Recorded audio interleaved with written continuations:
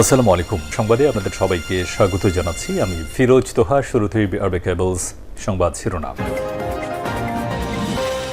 বাংলাদেশের সর্বশেষ গুরুত্বপূর্ণ আপডেট সংবাদে আপনাকে স্বাগত। শুরুতেই সংবাদ শিরোনাম, পরে বিস্তারিত। প্রথমেই জানাবো, আওয়ামী লীগ আর কোনোদিনও বাংলাদেশের রাজনীতি করতে পারবে না বললেন স্বরাষ্ট্রমন্ত্রী সালাউদ্দিন আহমেদ। আওয়ামী লীগের কার্যক্রম বর্তমানে নিষিদ্ধ। আদালত থেকে তাদের রাজনৈতিক কার্যক্রম নিষিদ্ধ করা হয়েছে। রাজনৈতিক ভবিষ্যৎ নিয়ে কঠোর অবস্থানের কথা জানালেন স্বরাষ্ট্রমন্ত্রী সালাউদ্দিন আহমেদ। তিনি বলেন, দলটি যতই চেষ্টা করুক তারা আর বাংলাদেশে ফেরত আসতে পারবে না। আওয়ামী লীগের কবর হয়ে গেছে দিল্লিতে এবং আওয়ামী লীগ 5 আগস্ট বাংলাদেশের মাটি থেকে মরে গেছে। এরপর জানাবো, পায়রায় 3 নম্বর সতর্ক সংকেত। বঙ্গোপসাগরে সৃষ্ট লঘুচাপের প্রভাবে দক্ষিণ উপকূলীয় এলাকায় বৃষ্টিপাত শুরু হয়েছে। একই সঙ্গে কুয়াকাটা সংলগ্ন বঙ্গোপসাগর কিছুটা উত্তাল হয়ে উঠেছে। আজ আবহাওয়া অধিদপ্তর জানিয়েছে যে উত্তর বঙ্গোপসাগর ও উপকূলীয় এলাকায় ঝড়ো হওয়ার শঙ্কায় পায়রা, চট্টগ্রাম ও কক্সবাজার এবং মোংলা সমুদ্র বন্দরকে 3 নম্বর স্থানীয় সতর্ক সংকেত দেখে যেতে বলা হয়েছে। এদিকে পুলিশ সব ধর্মের মানুষের নিরাপত্তা নিশ্চিত করবে বলল চট্টগ্রামের এসপি। চট্টগ্রাম জেলা পুলিশ সুপার মোহাম্মদ মাসুদ আলম বলেছেন যে বাংলাদেশ পুলিশ সব ধরনের মানুষের সমান নিরাপত্তা নিশ্চিত করতে বদ্ধপরিকর। সংখ্যালঘু সম্প্রদায়ের নিরাপত্তা, ধর্মীয় স্বাধীনতা এবং নির্বিঘ্নে ধর্মীয় কার্যক্রম পালনের পরিবেশ নিশ্চিত করতে চট্টগ্রাম জেলা পুলিশ সার্বক্ষণিক তাদের পাশে রয়েছে এবং ভবিষ্যতেও থাকবে। এবারে জানাবো, দেশে এখন মুক্ত পরিবেশে কথা বলার সুযোগ হয়েছে বললেন রুহুল কবির রিজভী। দেশে যতদিন যাচ্ছে তত স্বাধীনভাবে কথা বলার পরিবেশ তৈরি হচ্ছে। আগে এই পরিবেশ ছিল না। দীর্ঘ 17 বছর আমরা কথা বলতে পারিনি। কথা বললেই গ্রেপ্তার করা হতো, গুম করা হতো, খুন করা হতো। এখন বিএনপি সরকার জনবান্ধব সরকার হয়, তারা মূলত কার্যক্রম খুব সুন্দরভাবে চালিয়ে যাচ্ছে। এবং সর্বশেষ জানাবো, মস্কোকে বাঁচাতে ড্রোন অপারেটর নিয়োগ দিচ্ছে রাশিয়া, বেতন 1.5 লাখ রুবল। ইউক্রেনের ধারাবাহিক ড্রোন হামলার মুখে রাজধানী মস্কোর আকাশ প্রতিরক্ষা জোরদার করতে ড্রোন অপারেটর নিয়োগের বিজ্ঞাপন দিয়েছে রাশিয়া। দেশটির সবচেয়ে বড় চাকরির ওয়েবসাইট হেড হান্টারে এই নিয়োগ বিজ্ঞপ্তি প্রকাশ করা হয়েছে। বিজ্ঞাপনে বলা হয়েছে যে কম্ব্যাক্ট আর্মি রিজার্ভ ফোর্স নামের একটি স্বেচ্ছাসেবী ইউনিটের জন্য ড্রোন অপারেটর নেওয়া হবে। এই পদে কাজ করতে পূর্ব অভিজ্ঞতার প্রয়োজন নেই। আবেদনকারীদের শুধু মৌলিক প্রযুক্তিগত দক্ষতা এবং শেখার আগ্রহ থাকতে হবে। নিয়োগপ্রাপ্তদের দায়িত্ব দেওয়ার মধ্যে থাকবে ড্রোন উড্ডয়নের প্রস্তুতি, নজরদারি, গোয়েন্দা তথ্য সংগ্রহ, দিনে এবং রাতে ড্রোন পরিচালনা এবং রাজধানীর নিরাপত্তা নিশ্চিত করতে আধুনিক প্রযুক্তি ব্যবহার করা। মাসিক বেতন দেওয়া হবে 1,50,000 রুবল বা 1,950 মার্কিন ডলার, যা বাংলাদেশি টাকায় 2 লাখের উপরে। প্রিয় দর্শক, এতক্ষণ শুনছিলেন সংবাদ শিরোনাম, এবারে বিস্তারিত। তবে তার আগে বন্ধুরা, অনুরোধ থাকবে এই সংবাদটিতে একটি লাইক দিন। এই চ্যানেলে আপনি নতুন হয়ে থাকলে আমাদের সংবাদটি দেখতে দেখতে চ্যানেলটি সাবস্ক্রাইব করে রাখুন। কমেন্ট করে বন্ধুরা আপনার মূল্যবান মতামত জানিয়ে দিন আপনি বিশ্বের কোন দেশ থেকে বা বাংলাদেশের কোন স্থান থেকে আমাদের সংবাদটি দেখছেন এবং শুনছেন। আর বন্ধুরা, সংবাদটি আপনার সোশ্যাল মিডিয়া ফেসবুকে শেয়ার করে বন্ধুদেরও দেখার সুযোগ করে দিন। গাজা যুদ্ধে আপনি যদি নিরীহ ফিলিস্তিনিদের ভালোবেসে থাকেন বন্ধুরা, কমেন্টে ইয়েস লিখে পুরো বিশ্বকে আমাদের এই তাজা আপডেটটি দেখার সুযোগ করে দিন। এবারে বিস্তারিত। আওয়ামী লীগ আর কোনোদিনও বাংলাদেশে রাজনীতি করতে পারবে না বললেন স্বরাষ্ট্রমন্ত্রী। স্বরাষ্ট্রমন্ত্রী সালাউদ্দিন আহমেদ জানিয়েছেন যে এই বাংলাদেশে আওয়ামী লীগ নামে কোনো রাজনৈতিক দল আর এদেশে কোনোদিনও রাজনীতি করতে পারবে না। তিনি বলেন, আওয়ামী লীগকে অবশ্যই বাতিলের খাতায় চলে গেছে, তাদের মৃত্যু হয়ে গেছে। 5 আগস্ট যখন স্বৈরাচার শেখ হাসিনা বাংলাদেশ ছেড়ে পালিয়ে গিয়েছিল, তখনই আওয়ামী লীগের রাজনৈতিক মৃত্যু হয়ে গেছে বলে জানান স্বরাষ্ট্রমন্ত্রী সালাউদ্দিন আহমেদ। তিনি বলেন, বাংলাদেশের মানুষ বিশ্বাস করে যে এদেশে কখনোই এই সন্ত্রাসী রাজনৈতিক দলটি আর ফেরত আসবে না। তাদের কবর হয়েছে দিল্লিতে, তাদের দাফন হয়ে গেছে দিল্লিতে। দিল্লিতে। নরেন্দ্র মোদীর কাছে তাদের দাফন হয়ে গেছে। আজ রাজধানীতে এক সমাবেশে বক্তব্য দিতে গিয়ে স্বরাষ্ট্রমন্ত্রী সালাউদ্দিন তিনি এসব কথা জানিয়েছেন। তিনি বলেন, বাংলাদেশের মানুষ কখনো আর এই স্বৈরাচার ফ্যাসিবাদকে দেশে মেনে নেবে না। দেশের মানুষ যত দ্রুততম সময় তারা নতুন সরকার গঠন করেছে, নতুন সরকারের পাশে থাকবে বলে আশাবাদ ব্যক্ত করেছে। তাই এদেশে শেখ হাসিনা যতই ষড়যন্ত্র করুক না কেন, এদেশে আর কখনোই তাদের রাজনীতি করার কোনো সুযোগ থাকবে না বলে উল্লেখ করা হয়েছে।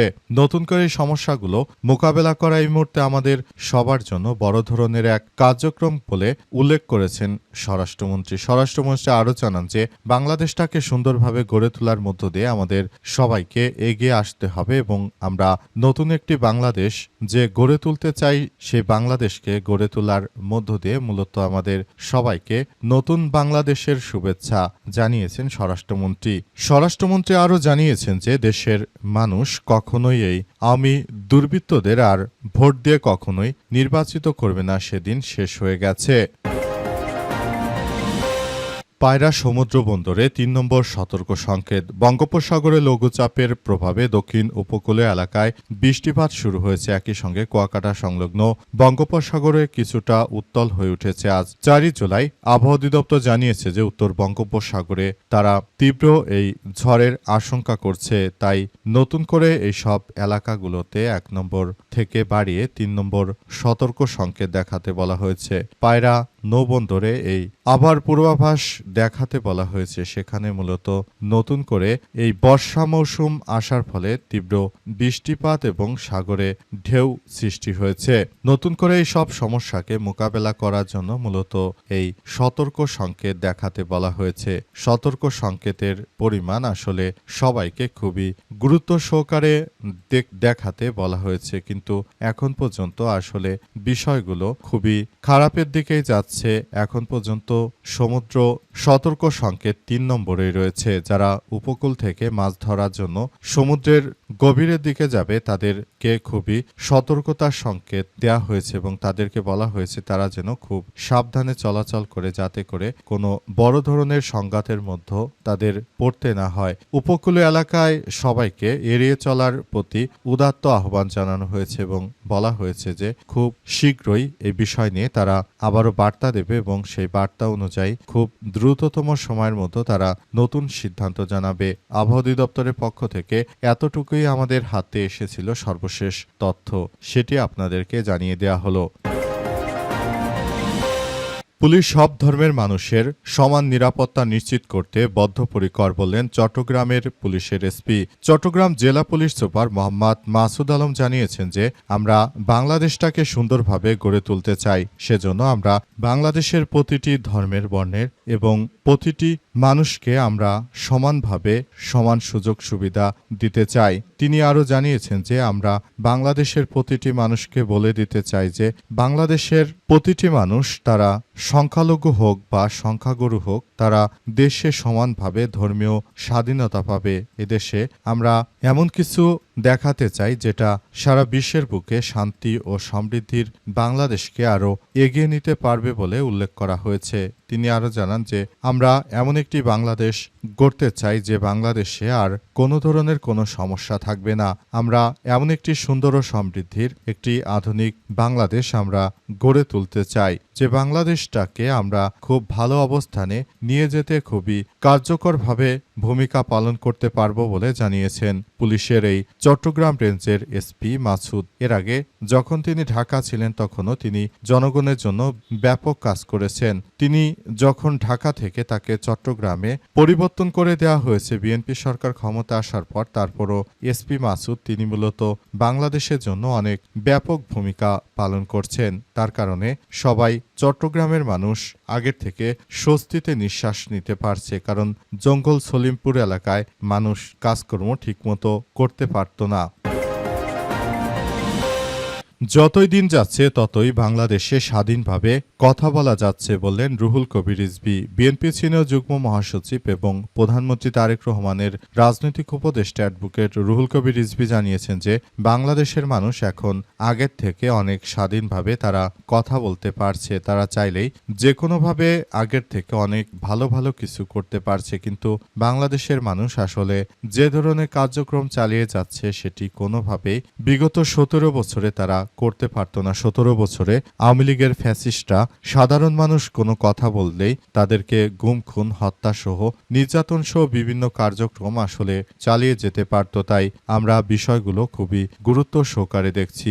আমরা মনে করি বর্তমান সময় যে ধরনের কার্যক্রম আসলে শুরু হয়েছে, দেশটা যে সুন্দরভাবে পরিচালিত হচ্ছে, এর জন্য আমাদের তারেক রহমানের অনেক বড় ভূমিকা রয়েছে বলে জানিয়েছেন তিনি মনে করেন বাংলাদেশটাকে সুন্দরভাবে গড়ে তোলার মধ্য দিয়ে আমরা সবাই এগিয়ে যাব এবং নতুন করে সমৃদ্ধির একটি আধুনিক বাংলাদেশ গড়ে তুলতে চাই, এমন কথাই উল্লেখ করা হয়েছে। রুহুল কবির রিজভী আরও জানান, বাংলাদেশটাকে সুন্দরভাবে গড়ে তোলার মধ্য দিয়ে মূলত নতুন করে সমৃদ্ধির একটি আধুনিক বাংলাদেশ আমরা প্রতিষ্ঠিত করতে চাই।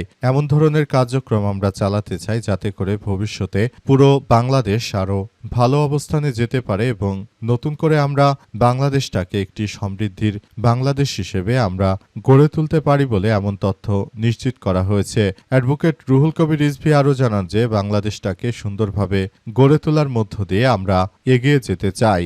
নতুন করে আমরা বাংলাদেশটাকে সুন্দরভাবে গড়ে তোলার মধ্য দিয়ে আরও ভবিষ্যতের দিকে এগিয়ে যাব ইনশাআল্লাহ।